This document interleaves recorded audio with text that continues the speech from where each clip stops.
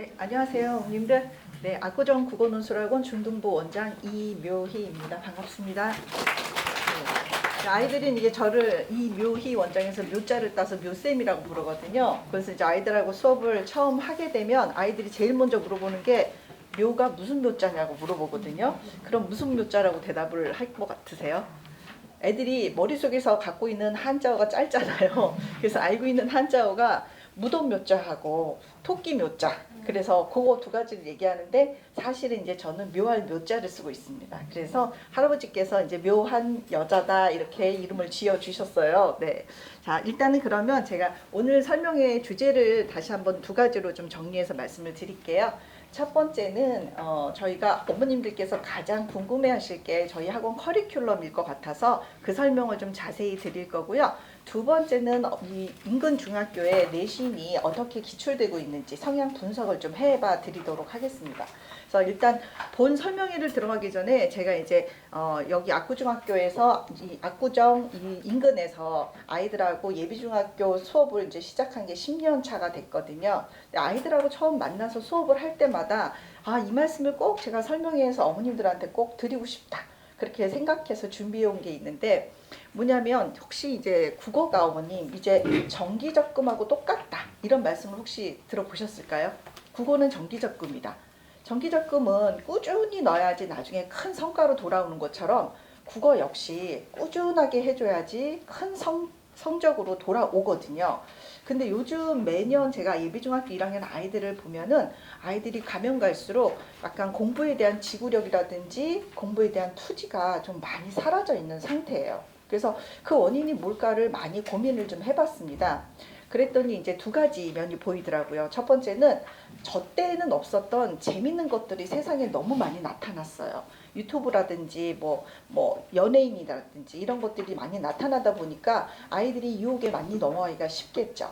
일단 두 번째는 제가 좀 안타깝게 생각하는 부분인데 어머님들께서 아이들하고 얘기를 집에서 가정에서 나누실 때 아이들한테 비빌 언덕을 좀 많이 만들어 주세요. 그게 무슨 말이냐면 어머님들이 아이들 공부하는 거 보면 되게 안쓰러우시죠.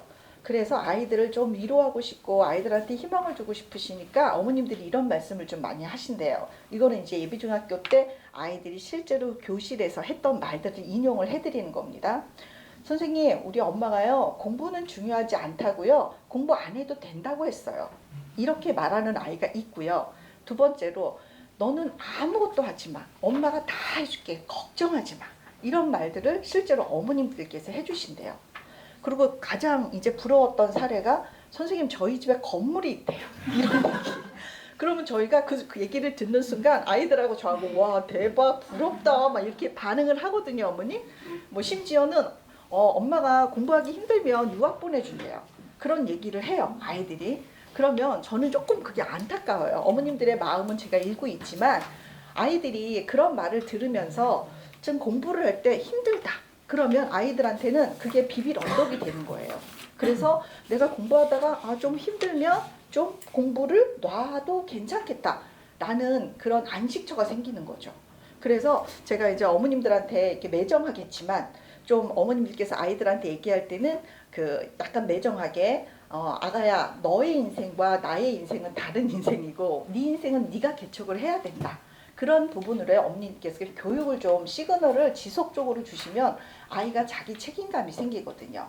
그래서 공부를 하다가 힘들어도 그걸 이겨낼 수 있는 힘을 갖게 됩니다. 그래서 그 부분을 어머님께 꼭 부탁드리고 싶었습니다, 어머님. 네, 일단 그 설명을 드렸고요. 지금부터 이제 본론을 들어갈 건데요.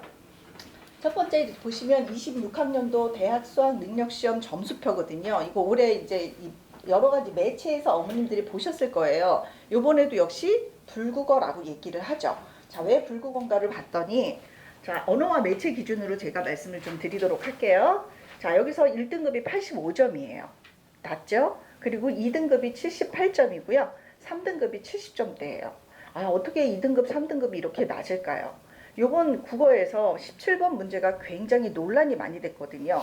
실례로 그 철학 칸트에 관한 문제가 나왔는데 그거를 교수님, 철학 교수님이 풀어보셨답니다. 풀어보셨는데 그 지문 한 문제를 읽는데 20분이 걸리셨대요. 그러니 일반 고등학생들이 이 문제를 풀기가 엄청 힘들었겠죠. 그래서 이런 문제들이 이번에 많이 포진이 되어 있어서 아이들이 많이 힘들었을 거거든요. 근데 이렇게 국어에서 수능이 자꾸 어려워지는 게 이제 올해가 끝, 내년이 끝이 아니라 이제는 이게 구조적인 트렌드로 자리를 잡고 있습니다, 어머님. 왜냐하면 2018년에 영어가 절대평가로 전환되면서부터 이제 변별을 삼을 수 있는 게 국어밖에 없어졌거든요. 그래서 어머님들께서 이제 국어 설명회도 오셨지만 영어랑 수학 설명회를 좀 많이 다녀보시면 그런 말씀을 좀 많이 들으셨을 것 같아요.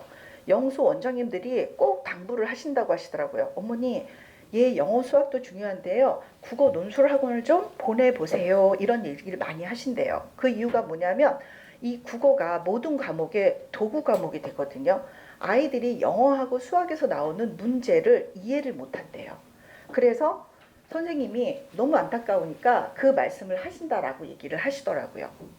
자, 그러면 우리가 어떻게 공부를 해야 될지를 한번 보도록 하겠습니다.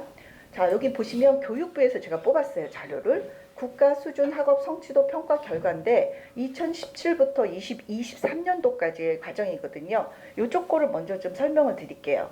기초 학력 미달 학생 비율인데요. 이게 국어와 영어와 수학 이렇게 중학교, 고등학교 거 이렇게 돼 있거든요. 그런데 비교를 해보시면 국어하고 영어에서 지금 높은 폭으로 올라가고 있는 게 영어가 아니라 국어라는 게 보이십니까? 그래서 기초학력 미달 학생들이 국어에 점점 비중이 커져가고 있다는 게 되게 안타까워 보이죠. 두 번째는 보통 학력 이상의 비율을 갖고 있는 학생들을 조사해 봤더니 국어가 지금 다른 과목배 영어나 이런 것들에 비해서 낙폭이 굉장히 큰 게 보이실 거예요. 그러니까 다른 과목들보다도 오히려 국어가 굉장히 지금 심각한 문제가 되고 있구나라는 게 지금 교육부에서도 판단을 하고 있는 거죠. 그래서 왜 모국어인데도 불구하고 국어가 이렇게 성취도가 낮아지는 걸까? 그거를 고민해 봤습니다. 모든 전문가들이. 무엇 때문일까요? 요즘 유행인 문해력 때문이죠. 그럼 문해력은 뭐 때문에 약해지는 걸까요? 어휘력 때문입니다. 그래서 어휘력을 약하다는 걸 저희만 알고 있는 게 아니라 전문가들 혹은 교육부에서 충분히 알고 있죠. 그래서 시험에서 이런 문제를 출제를 하고 있습니다. 보시면 2019학년도 굉장히 불수능이었거든요. 그때 나왔던 어휘 문제예요. 한번 보시겠습니까? A부터 E까지 이 어휘를 이렇게 문맥상 다른 어휘와 바꿔 쓴 것으로 적절한 걸 찾아내는 거예요. 아이들이 이걸 매우 어려워했습니다. 왜 그랬을까요? 요 단어들을 보시면요. 우리가 일상생활에서 쓰는 단어들이 아닙니다. 이건 언제 쓸 수 있는 단어냐면 책을 정말 평소에 많이 읽은 친구들은 문맥상에서 이 단어들을 이미 익혔던 친구들이에요. 그래서 이 단어를 보고 한자로 푸는 게 아니거든요. 이 단어들을 보면서 자기가 평소에 갖고 있던 독서 실력으로 풀어야 되는 단어이기 때문에 여기서 오답률이 좀 많이 높았고요. 15번에 바투라는 문제를 한번 보시겠어요? 이 바투에서 오답률이 굉장히 높았거든요. 근데 놀라운 사실은 이 바투라는 단어가 고등 단어가 아니라 초등학교와 국어 교재에서 이미 여러 번 다뤄졌던 단어라는 거예요. 그러니까 아이들이 그 기본이 안 된 상태로 어려운 것만 공부를 하다 보니까 이런 누수가 생겼던 거죠. 이건 먼 예고요. 제가 이제 수업을 하고 있는 가까운 압구정산 예를 한번 들어서 말씀을 드릴게요. 압구중학교 3학년 때 이 기말고사 때 학교에서 나왔던 프린트입니다. 이 프린트인데 이 시조의 특징을 이제 공부하라고 미리 나눠준 프린트거든요. 요걸 가지고 제가 수업을 하는데 수업이 진행이 안 됐어요. 뭐 때문일까요? 여기에 보시는 빨간색 단어들 보이세요? 아이들이 이 단어가 뜻을 모르겠대요. 그래서 이쪽에서 한 명 손을 들어요. 선생님 충의가 뭐예요? 절의가 뭐예요?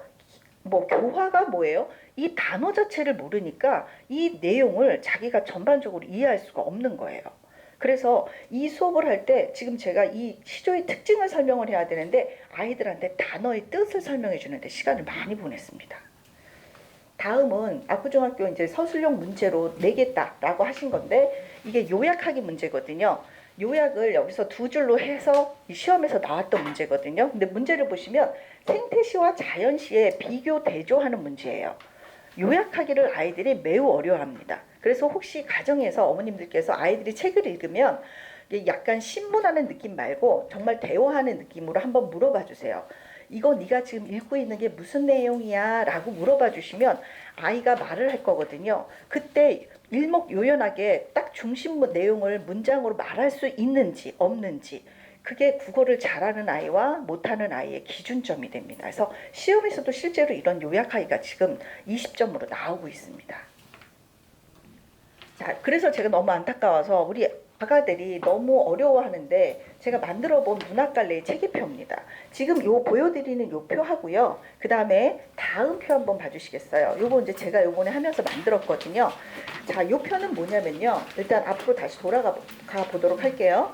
얘는 중학교 때부터 고등학교 때까지 어느 학교 어느 학년을 불문하고 모든 내신 모의고사나 내신에서 2문제씩 꼭 출제되는 중요한 자료입니다.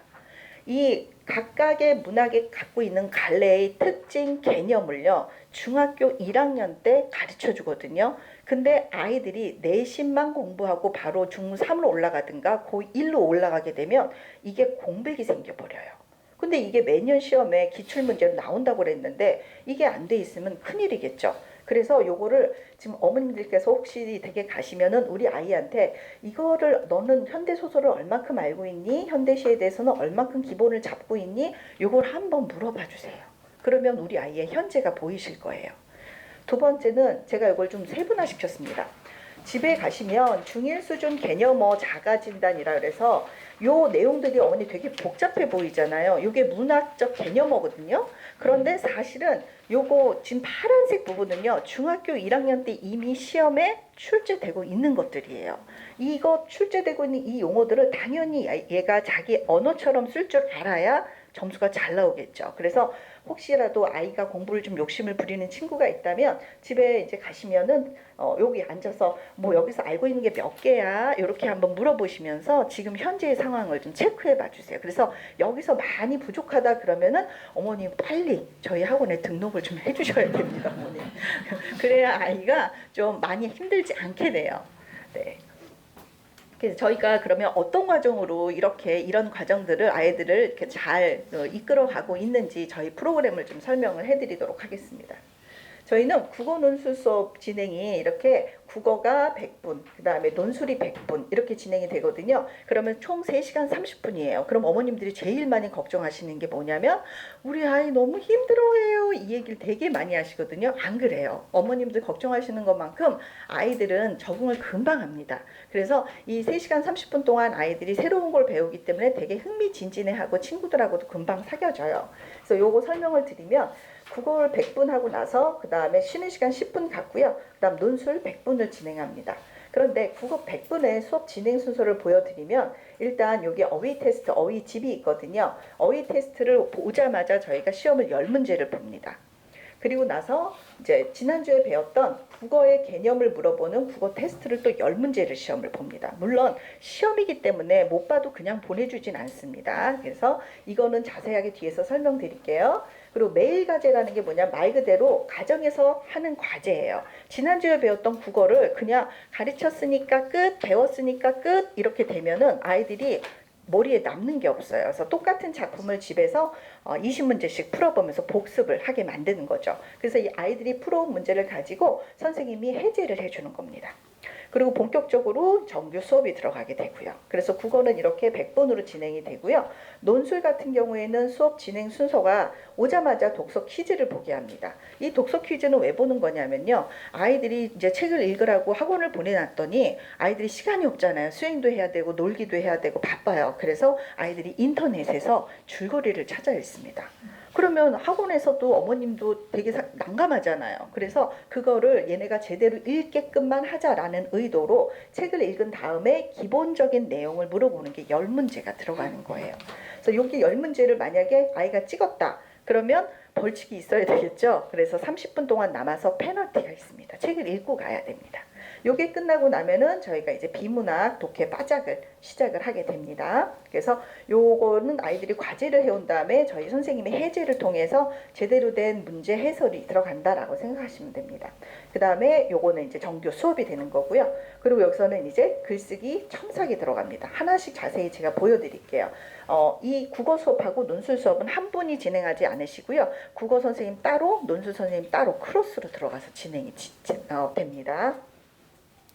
자, 하나씩 좀 보여드릴게요. 저희가 어휘교재하고 비문학교재는 이렇게 동아출판사 교재를 쓰고 있거든요. 그 이유가 동아출판 교과서하고 저희 본원하고 콜라보레이션을 맺었어요. 그래서 동아출판에서 저희 본원에 많은 지원을 지금 해주고 있는 상태입니다, 어머님. 그래서 저희가 이 빠작이라는 전문적인 교재를 가지고 사용을 하고 있는데 이 교재를 아이들한테 미리 배부를 하고요. 그 배부된 교재 중에서 미리 시험 범위를 정해줍니다. 나 다음 주에 요거 볼 거야 라고 시험 범위를 정해주면 요렇게 시험 범위가 지정이 되어 있거든요. 그럼 아이들은 오자마자 5문제 총 10문제를 시험을 보게 되는데요. 5문제에서는 뜻을 쓰게 되고요. 5문제에서는 뜻풀이를 단어를 쓰게 되는 거죠.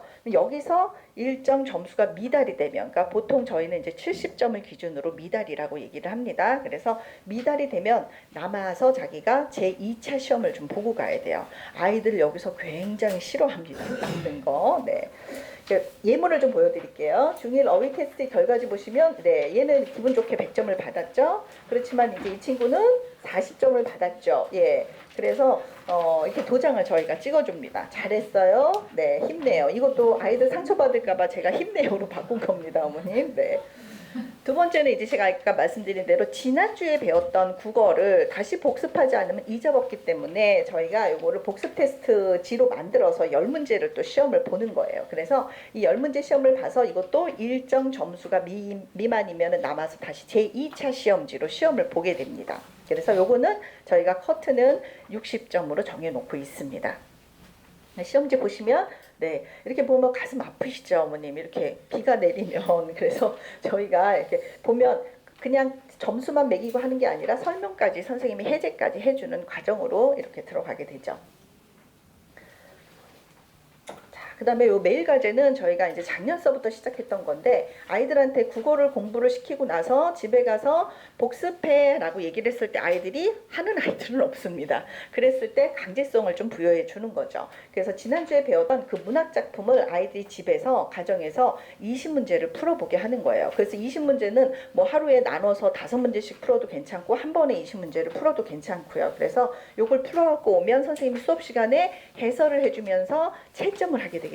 그래서 어머님들한테는 3가지의 점수 결과가 발송이 됩니다. 첫 번째가 어휘 점수, 두 번째가 복습 테스트 점수, 세 번째가 매일 과제 점수. 그래서 어머님들께서 이 점수 결과를 보시고 매주 우리 아이가 어떻게 발전되고 있구나 이런 거를 파악을 하실 수가 있을 겁니다. 네 번째 이제 저희 이제 본교재죠. 통통국어라고 하는데 자, 이 통한다 라는 뜻의 통통국어입니다, 어머님들. 내용을 보시면 저희 이거 아이들 필기를 실제로 가져왔거든요. 자, 보이시나요? 혹시 어느 학생이 여학생이고 어느 학생이 남학생일까요? 네, 너무 어려울까요? 네, 딱 봐도 이쪽이 여학생이죠. 그 다음에 딱 봐도 이쪽이 남학생이에요. 예. 그리고 두 번째 문제는 어머니, 얘는 색깔 펜이 있지요, 어머님. 네, 형광펜도 무려 있습니다. 그런데 얘는 그냥 펜 하나입니다. 네, 그것도 가방 구석에서 꺼낸 펜 하나입니다. 아무리 필통을 갖고 다니고 펜을 갖고 다녀라 해도 저희 엄마가 안 사줘요 이런 얘기를 해요. 어머님 안 사주시지는 않잖아요, 어머님. 네. 그리고 저희는 여기서 이 필기를 가르칠 때 매우 중요하게 생각하는 게 중학교 때 내신에서 필기하는 법을 배우지 않으면 고등학교 때 올라가서 내신 점수가 나올 수가 없습니다, 어머니. 그래서 중요한 거는 네모, 더 중요한 건 별표, 그 다음에 덜 중요한 거는 노란색, 아주 중요한 건 빨간색, 이런 식으로 저희가 필기 교육을 시켜요, 신입생들한테. 그래서 필기를 저는 한 달 동안은 아이들한테 끝나자마자 매일 한 명씩 들고 나오라고 합니다. 들고 나와서 쭉 서서 제가 필기한 걸 하나하나씩 다 봅니다. 왜냐하면 이 첫 단추를 잘 끼워야 아이들이 습관이 잘 생기기 때문에. 그래서 이 필기는 굉장히 중요하게 생각을 해요. 그래서 중학교 때까지는 아이들이 서로 필기를 공유하거든요. 근데 이제 고등학교 가서는 필기 공유는 있을 수도 없는 일입니다. 어머님들 지금 내가 나를 믿지 않은 힘든 시기예요. 예. 그래서 지금 이렇게 필기하는 모습을 보여드렸고요. 자, 이 부분은 이제 논술 파트입니다.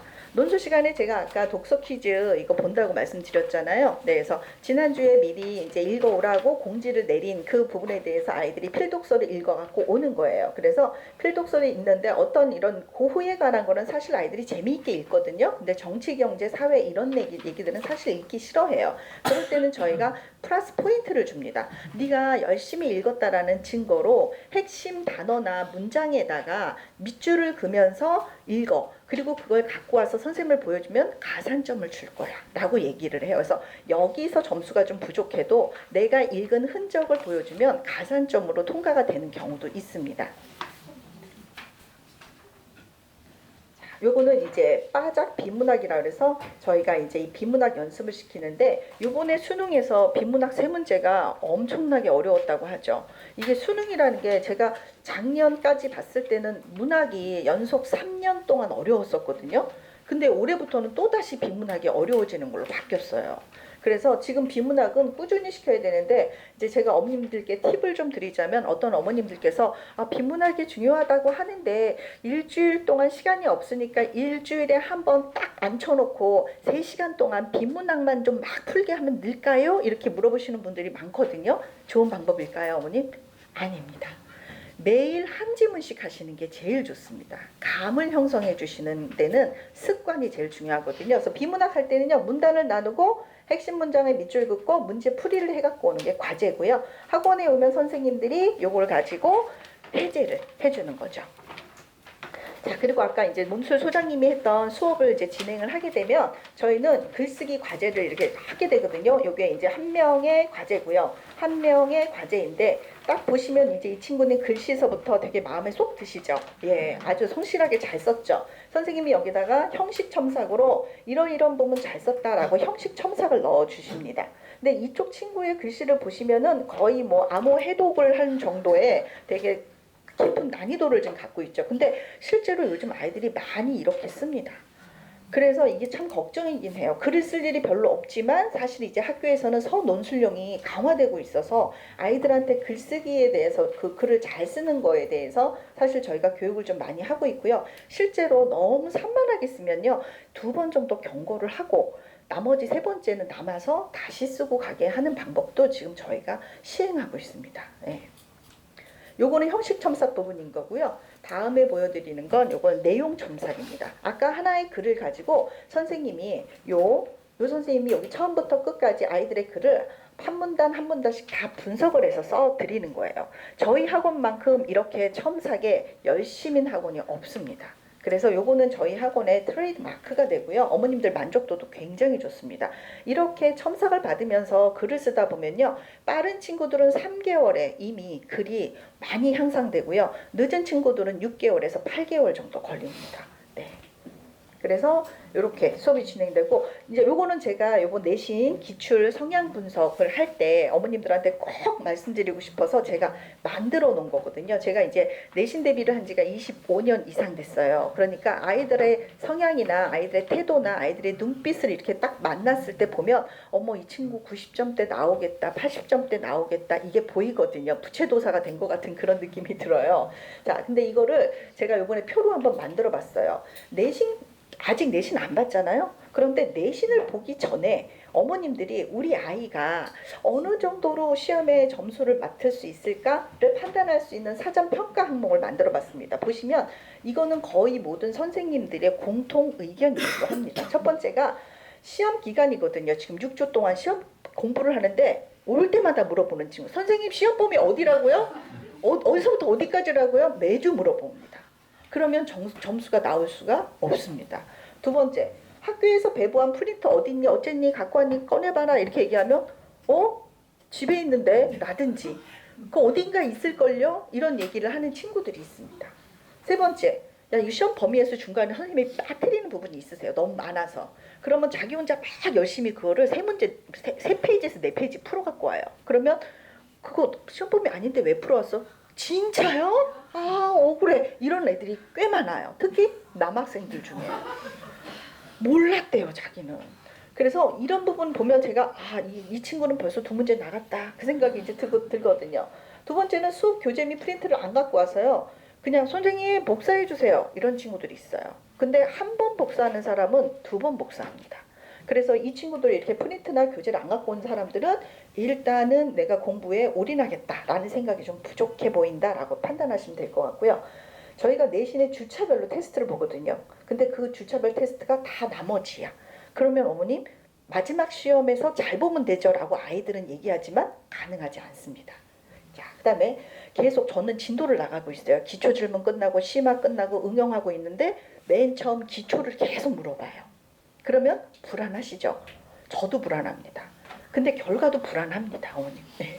출결이 불량한 학생들 꽤 됩니다. 특히 요즘 남학생들이 출결이 매우 불안정합니다. 요즘 어머님들이 아기들을 못 이기신다고 하시더라고요. 아침에 일어나라 해도 뭐 서두른다 해도 10분, 15분씩 늦게 오는 친구들이 습관적으로 되게 많아요. 네, 그래서 이런 부분 이제 어머님들이 약속을 좀 미리 하셔야 될 것 같아요. 수업 시간에 자주 졸거나 엎드려 있는 친구들이 있어요. 혹은 과자를 내내 먹는 친구들이 있어요. 과자를 못 먹게 하거든요. 음료수는 먹게 해야죠. 목이 마르니까요. 근데 과자를 못 먹게 하면요. 어떻게 해놓냐면 가방에다가 과자를 이렇게 해놓고요. 칩 있죠? 아이들이 좋아하는 게 칩이잖아요. 그 칩 이렇게 꺼내가지고요. 선생님이 이렇게 딱 뒤돌아서 설명할 때 입에다가 쓱 넣고 녹여 먹어요. 네. 그러다가 걸리면 이제 묘쌤 같은 저 같은 경우는 아이들한테 벌칙이다 같이 나눠 먹습니다. 왜냐하면 그걸 빨리 치워줘야 얘가 공부를 할 테니까요. 근데 그거를 감안하고도 먹는 친구들이 있어요. 네.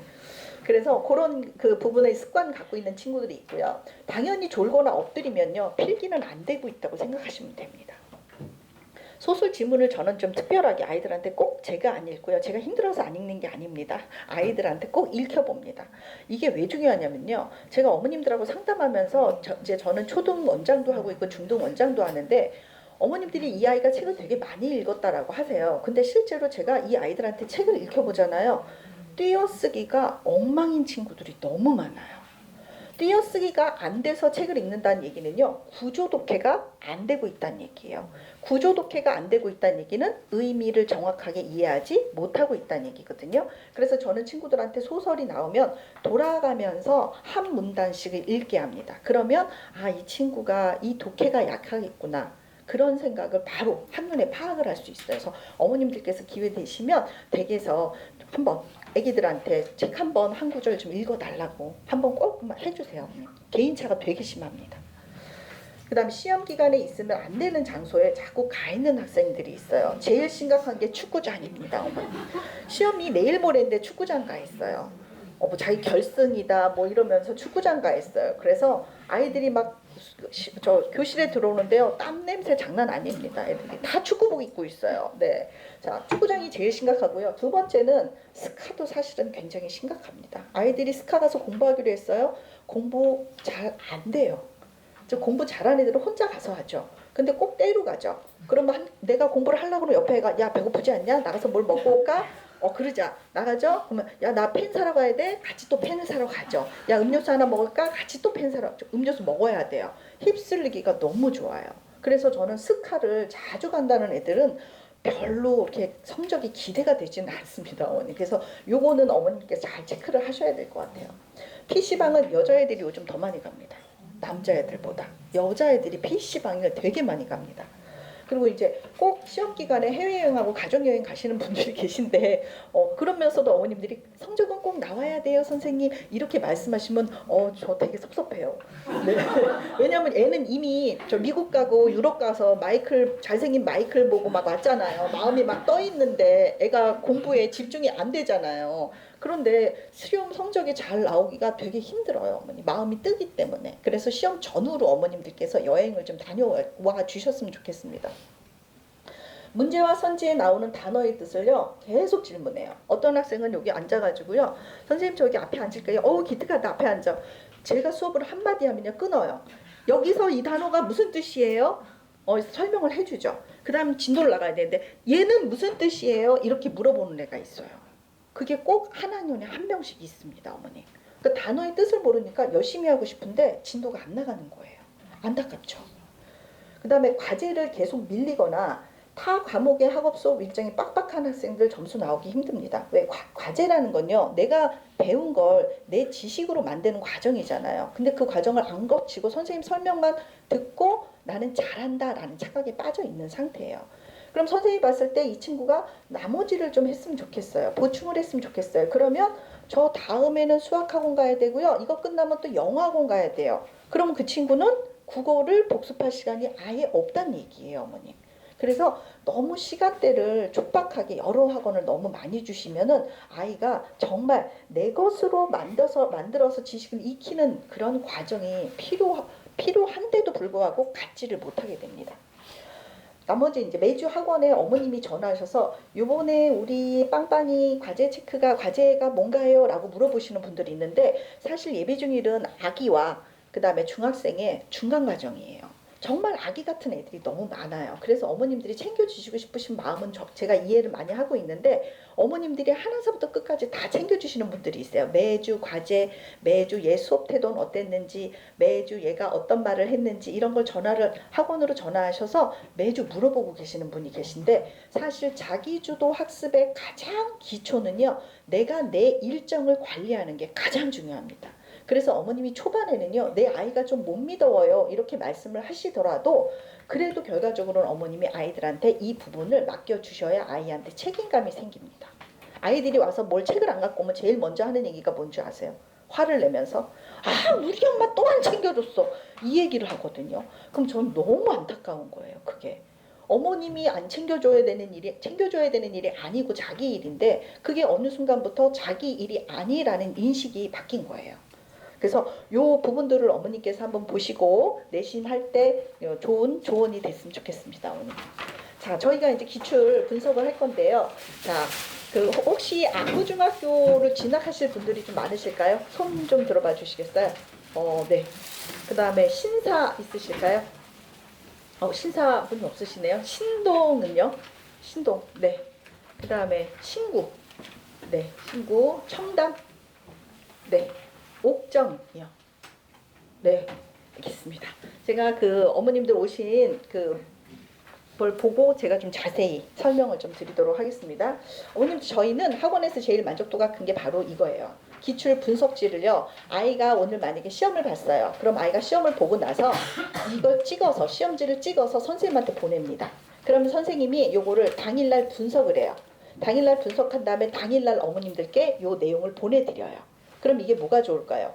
요번에 학교 시험이 어려웠는지 쉬웠는지를 파악할 수 있고요. 그 다음에 우리 아이가 어느 정도를 받았는지 알 수 있고요. 이 학교에서 몇 점이 최고 점수였는지를 알 수가 있겠죠. 그래서 우리 아이의 현재를 아실 수 있는 게 가장 좋은 점이에요. 근데 요거를 할 때 어머니께서 요 분석지를 제가 이제부터 해드릴 건데요. 이 학교마다, 어머니 같은 안구중학교지만요, 학교마다 어떤 선생님이 맞느냐, 혹은 어떤 학년을 어떤 선생님이 맞느냐 틀리고요. 매년 또 난이도나 유형은 다 달라집니다. 그래서 그건 어머님들께서 참고해서 들어주시기 바라고요. 저는 지금 올해 10년 차로 안구중학교 내신을 10년 차 하고 있어요. 그러니까 학교 선생님들이 3번 바뀌는 동안 저는 혼자 여기서 묵묵히 안구중학교 애들과 같이 해왔거든요. 유형 파악은 제가 되게 자신이 있습니다. 얘네 학교는 일단은 내신 대비가요, 어머님, 다른 학교에 비해서 2배에서 3배 정도의 난이도를 갖고 있다고 생각하셔야 돼요. 문법 같은 경우에는 고등학교 1학년, 2학년 수준으로 출제가 됩니다. 그리고 학교 교재 외에 외부 작품들이 한 페이지 수로 20페이지에서 30페이지가 나옵니다. 거기다가 미리 예고하지 않은 돌발 퀴즈를 또 냅니다. 그래서 무슨 뉴스를 인용한다든지 아니면 영화를 인용한다든지 해서 선생님들이 매우 노력을 많이 하시는 학교거든요. 그래서 하나씩 보여드리면, 교정중학교 1학년 이 기말고사인데, 여기 보시면 이 1번 문제인데 점수법을 얘기하고 있죠. 그런데 출처를 한번 보실까요? 출처가요, 교과서 내용이 아닙니다. 그러면 이 출처를 어떻게 풀라는 거예요? 지금 점점 모든 중학교 내신은요, 지금 고등학교식으로 변화가 되고 있어요. 고등학교는 예고하지 않고 다 외부 지문으로 내고 있잖아요. 이렇게 중학교도 변해가고 있습니다. 그래서 김영랑의 모란이 피기까지, 김우수영의 눈, 김춘수의 꽃, 이런 것도 교과서 없는 것들인데 갑자기 이 외부 지문을 넣는 거예요. 그렇다면 우리 아이들은 이걸 풀 수 있을까요? 내신 대비만으로는 풀 수가 없겠죠. 그러면 국어 정규 시간에 이 아이들이 이런 작품들을 한 번씩이라도 만나봐야지, 그 경험이 쌓여야지만 이 문제를 풀어낼 수가 있다는 거예요. 단순히 책 하나를 달달달 외워서는 절대 풀 수가 없는 문제들인 거죠. 다음 문제는 한번 보시겠어요, 어머니? 이게 1번 하나의 문제입니다. 요번 압구중학교 1학년 제가 내신 대비했던 그 반에서 17번 문제였는데요. 아이들 오답률이 여기서 엄청나게 많이 나왔습니다. 딱 봐도 좀 질리시죠? 자, 이 내용이요, 교과서의 내용이라고 생각하시면 안 되시고요. 교과서의 내용을 선생님이 가상의 대화 방식으로 재구성해서 내신 거예요. 그리고 앞부분에는 개념, 뒷부분에는 이렇게 황소바람이라는 예시를 넣어서 이 예시와 개념이 잘 적절하게 연결이 되어 있는지를 물어보는 거기 때문에 요 가연이 얘기 하나에도 함정들이 엄청 많이 들어가 있는 거예요. 그래서 여기서 함정에 빠진 것들을 다 골라내는 게 이 아이들의 이번 과제였죠. 엄청 힘들었겠죠. 아이들이 여기서 많이 틀렸습니다. 두 번째는 이렇게 압구중학교의 특징인데, 뭐 10개 정도의 그 문학작품 같은 걸 같이 내고요. 거기서 연결해서 문제를 풀게끔 합니다. 윤동주의 서시, 그 다음 윤동주의 쉽게 씌어진 시라는 걸 보면 여기 답이 2번이거든요. 이게 왜 2번이냐면 원래가 추상적인 내용을 구체적으로 드러낸다가 답이에요. 근데 이 남자애들이 이거 무조건 틀립니다. 왜 그럴까요? 눈으로만 외우기 때문에 그래요. 원리를 이해를 해야 되는데 그냥 눈으로 저 추상구상 이렇게 외우고 들어갔거든요. 근데 이렇게 싹 바꿔놓으니까 아이들은 의심하지 않는 거예요. 선생님이 나한테 거짓말을 하겠어? 하면서 이걸 찍어주는 거죠. 이렇게 단어를 바꾸는 문제가 되게 많이 나오고 있습니다. 자, 요 서답형 문제를 보시면 하나의 보기 문제고 총 5점짜리지만요. 요게 2점, 1점, 2점이에요. 그러면 여기서 내가 서답형을 다 풀어도 감점 받을 확률은 매우 높아진다라고 생각하시면 돼요. 제가 아까 말씀드렸지만 압구중학교는 100점 받기가 매우 힘든 학교예요. 그래서 100점이 받더라도 1명 정도 나옵니다. 그리고 그게 본원에서 나옵니다. 그리고 그걸 제가 만듭니다. 왜냐하면 10년 차 동안 제가 쌓아온 내공이 있잖아요. 그래서 서초나 대치에서는요, 압구중학교 내신을 못합니다. 너무 들어가는 품이 많은데 비해서 문제를 예상을 할 수가 없어요. 어떻게 낼지를. 그래서 압구정 저희 학원에서만 내신 대비를 하고 있습니다. 자, 그래서 제가 요 압구중학교 거 기출 분석을 해드리면 여기서 서답형 10%가 들어갈 때도 있고 안 들어갈 때도 있습니다. 근데 요번에 난이도 중상이라고 썼지만, 자, 요 난이도 중상이 정말 중상이 아니고요. 맨 밑에 보시면 타 학교에 비해 난이도가 2~3배 높아요가 일반적인 거예요. 그래서 이 압구중학교에서 시험을 보고 다른 학교로 아이들이 가면 다른 학교에서는 무난하게 100점을 받습니다. 근데 다른 학교 아이들이 압구중학교 와서 시험을 보면 70에서 60점 정도 점수가 나옵니다. 그러니까 아예 평균치가 어려운 학교라는 생각을 갖고 계시면 되고요. 만점자는 아까도 말씀드렸다시피 본원에서만 나오고 있습니다. 지금 여기 학교에서 중점적으로 어머님들이 좀 보셔야 될 게 2학기 중간고사를 무시험제로 합니다.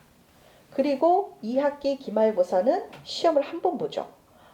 이게 언니 좋은 걸까요? 안 좋은 걸까요? 안 좋습니다. 왜냐하면 다른 학교는 2번 나눠서 시험을 보니까 시험 범위가 나눠지겠죠. 그런데 얘네는 한 번을 보기 때문에 1학기 때 시험이 2학기 것까지 같이 뭉쳐져요. 그래서 총 6단원에서 7단원의 시험을 한꺼번에 봐야 됩니다. 그렇다고 쉽게 내면 감사하겠지만 문제는 또 어렵습니다. 그래서 아이들한테 1학기, 2학기 교과서와 학교에서 배부한 학습지 20페이지 이상 외부 작품으로 시험 범위를 만들기 때문에 부담감이 매우 크고요. 거기다가 아이들을 더 화나게 하는 건 선생님이 예고하지도 않았던 돌발 문제를 2문제씩 꼭 냅니다. 지난번에는 시나리오, 영화 시나리오를 냈고요. 경상도민 신문, 누가 읽는지는 잘 모르겠지만 경상도민 신문의 기사문을 발췌해서 냈습니다. 그걸 왜 냈을까요? 나는 너한테 단순히 암기한 걸 물어보는 게 아니라 네가 배운 걸 응용할 줄 아는지 보고 싶어 해요. 그 돌발 퀴즈 문제는요, 당연히 국어가 잘 돼 있는 친구만 자기가 맞을 수 있는 문제예요. 시 부분을 보시면 외부 작품 출제 비중이 교재보다 굉장히 큽니다. 9문제 중에서 외부 작품이 5문제고요. 외부 작품 5문제 중에서 4문제는 4점이 배점되어 있습니다. 그리고 문제가 외부 작품 단독 문제도 출제가 되어 있는데 여기서 또 서술형 문제까지 출제를 했습니다. 교과 작품 역시 선지를 모두 외부 작품에서 출제해서 변별력을 높였죠. 그래서 교재보다 사실 외부 작품의 비율이 60에서 70%가 된다라고 생각하시면 돼요. 그래서 엄마 나 집에서 혼자 한번 해볼게 자기주도 학습 큰일 납니다. 학구중학교는 안 돼요. 이제는요. 예. 그 다음에 여기 보시면 시적 화자, 시의 의미, 비와 상징, 구분 이런 것들은 어머니 한 단원씩만 옛날에 나왔거든요. 지금은 전반적인 걸 다 물어봅니다. 그러니까 아예 1학년 때 이 전반의 공부를 다 하셔야 된다는 말씀이에요. 그리고 아까 말씀드린 것처럼 난이도가 2~3배 높다라는 거 어머니들이 참고해 주세요. 자, 신사중학교 1학년 문제를 좀 보여드릴게요. 여기 신사중학교가 올해 작년 계속 어려웠습니다. 왜 어려웠냐면 자, 요 문제를 어머님들 보시면 이게 답이 여러 개죠. 이걸 다답형 선지라고 하거든요. 아이들이 제일 싫어하는 거예요. 왜 그럴까요? 애매한 게 항상 한두 개씩 걸리잖아요. 이건가 한데 이걸 알고 있는 거예요. 선생님들이. 알고 있기 때문에 이렇게 애매하게 고르게끔 만든 거죠. 근데 여기서의 문제는 뭐냐면 이 단어의 뜻을 단순하게 물어보면 좋겠는데 이제 선생님들이 그건 너무 쉽게 푼다는 걸 알아채신 거예요. 그래서 이 단어를 다른 문장 안에다가 넣어놓고 이 사자성어와 한자어를 넣은 상태에서 야 이게 문맥상 활용도가 많니? 까지를 물어보고 있습니다. 거의 수능식으로 들어가고 있죠. 예, 그래서 이런 문제가 출제가 되고 있고요. 여기 신사가 보내실 분들은 이 부분을 좀 집중적으로 보셔야 되는데 신사 1학년, 2학년 공통적으로 요 일이 발생이 됐거든요. 여기 요번 시험이었어요. 학교 시험은 시딱지와 한 걸음도 우리의 꿈 2개밖에 없었거든요. 그런데 기습적이란 말은 예고 없이 그 직전 수업일 3일 전입니다. 3일 전에 학습지를 나눠주셨는데 거기에 시가 9편이 들어가 있었습니다. 그러면 아이들은 마무리를 해야 될 단계인데 지금 이 학습지를 일부러 언제 주셨냐면 시험이 수요일이거든요. 다음 주. 이거를 금요일날 밤에 주신 거예요. 학교 선생님들이 기습적으로. 무슨 의미일까요? 학원 가서 설명 듣지 말아라. 니네 실력으로 한번 해봐라. 이런 의도예요. 근데 아이들이 지금 마음이 급한데 이걸 누가 분석을 할 수 있겠습니까? 그래서 저희는 부랴부랴 또 토요일날 일요일날 아이들을 불러서 대비를 또 해준 거죠. 근데 지금 1학년만 이렇게 한 게 아니라 2학년도 이렇게 하셨어요. 그래서 성실하지 않은 친구들은 이거를 설명을 못 듣고 들어간 친구도 있습니다. 그래서 이 중에서 5편이 출제됐는데 총 그래서 7편, 시가 7편이 굉장히 많은 거거든요. 자, 16번 문제도 마찬가지로 다답형 선지에 관한 문제고요. 자, 여기서 보면 함정이 보이시죠? 기역, 디귿, 리을, 기역, 디귿, 비읍. 그러니까 보니까 리을 아니면 비읍이네요, 어머니. 네, 여기서 고민을 많이 하게 만들었을 겁니다. 그래서 이 공부는 어떻게 해야 되냐면요. 그냥 남자아이들 습성이 있어요. 눈으로 휙 보고 다 알았어요. 이렇게 하면 절대 안 돼요. 하나하나를 이해하고 내 것으로 만들어야지만 이 문제가 풀리는 문제입니다. 그래서 신사중학교는 보시면 난이도가 상으로 돼 있죠. 만점자 극소수라고 써놓은 거는 만점자가 나왔는지 안 나왔는지 자기들끼리도 잘 몰라요. 예, 안 나왔습니다. 여기 요때는요. 만점자가 나오질 않았어요. 자, 시험 범위가 많아서 학습량 부담이 제일 컸습니다. 소설 2편에 시 9편에 비문학 2편을 해줬죠. 그리고 시 9편이 수록된 학교 시험지를 시험 전주 금요일날 갑자기 주고 설명 안 해주셨어요. 그리고 학원에서 학습지 해설을 하지 말으라는 의도로 이렇게 주신 거죠. 자, 아이들이 엄청 힘들어했습니다. 두 번째, 난도 높은 문제를 다수로 출제해서 보통 보기를 활용해서 하는 문제, 그 다음 시를 작품 2편씩 묶어서 비교하는 문제를 내서 단순 암기로는 풀 수 없고 이해해서 풀 수 있는 문제를 냈습니다. 시 영역에서 7개 나왔고요. 서술형 일문학 나왔죠. 그래서 총 31점을 배정했으니까 굉장히 큰 점수입니다. 비문학을 보시면 비문학은 선지에서 말을 다 비틀어 놨습니다. 왜? 함정에 빠지게 하려고요. 두 번째, 비문학에서 접속어 4개를 놨다는 얘기는 독서량이 많은 학생들한테 평소에 독서량을 많이 했던 친구들은 굉장히 좋았던 문제였겠죠. 단순 어휘의 의미를 파악하는 것을 이제는 물어보지 않습니다. 어휘를 넣어서 그 문장을 잘 살렸는지 그걸 좀 찾아봅니다. 문법의 비중을 보시면요. 전체 시험 중에서 70%예요.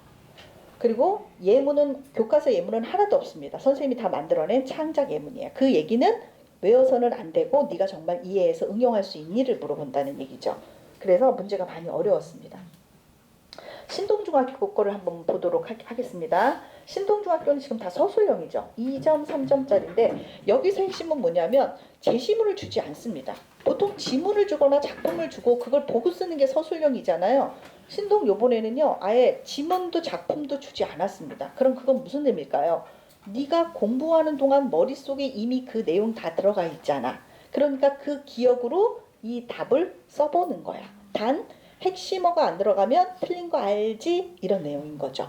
그래서 대충 눈으로 보고 설렁설렁 읽은 친구들은 이걸 다 틀렸을 겁니다. 자, 신동중학교 거 요번에 이 문제 요것도 다답형 문제고요. 자, 그래서 신동중학교 1학년 기출분석하면 서답형이 25%라는 거 여러분 어머님께서 좀 집중을 해주셔야 될 것 같아요. 이거 객관식 다 맞아도요 서답형 때문에 점수가 고득점이 안 나옵니다. 자, 요번에는 만점자 본원이 배출이 다수가 여기서 됐는데요. 자, 왜 그랬냐면 여기 한번 보시겠어요? 시간 배분이 어려웠기 때문에 여기서 폭망한 친구들이 좀 많았습니다. 왜 시간이 어려워요?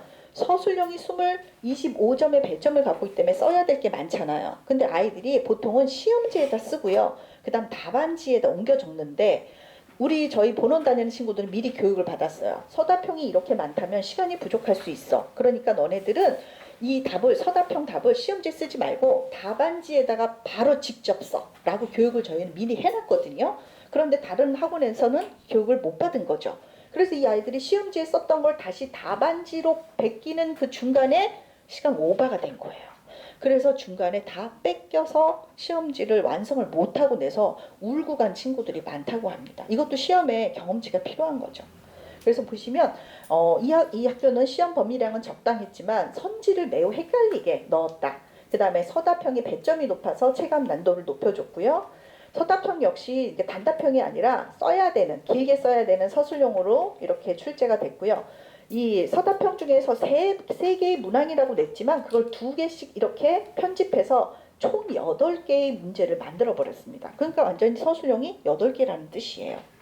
그러니까 당연히 시간은 없었겠죠.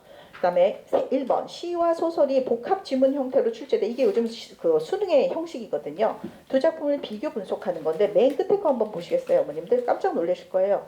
문법이 어머님 총 28문항 중에서 24문제가 나왔어요. 그럼 나머지 4문제는 비문학으로만 냈다는 얘기예요. 그럼 어머님들 이제 신사나 신동이나 압구에서 제일 지금 중요한 파트가 어느 파트일까요? 문법입니다, 어머님. 내신에서는요 문법이 거의 반수 이상 혹은 70%까지 지금 차지를 하고 있어요. 근데 아시겠지만 여학생들은 문법 잘합니다. 남학생들은 문법 하기 싫어합니다. 왜냐하면 이게 한자어인데다가 외우기가 싫습니다. 안 외우고 문제를 풀려고 하다 보니 점점 성적이 떨어지는 거죠.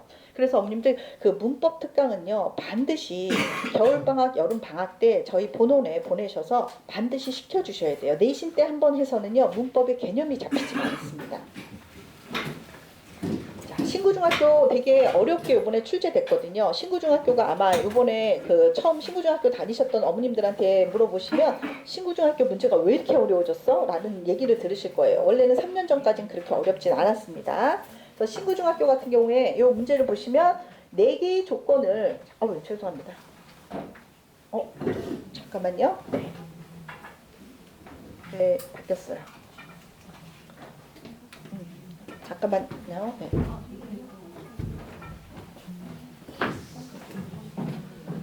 여기인데.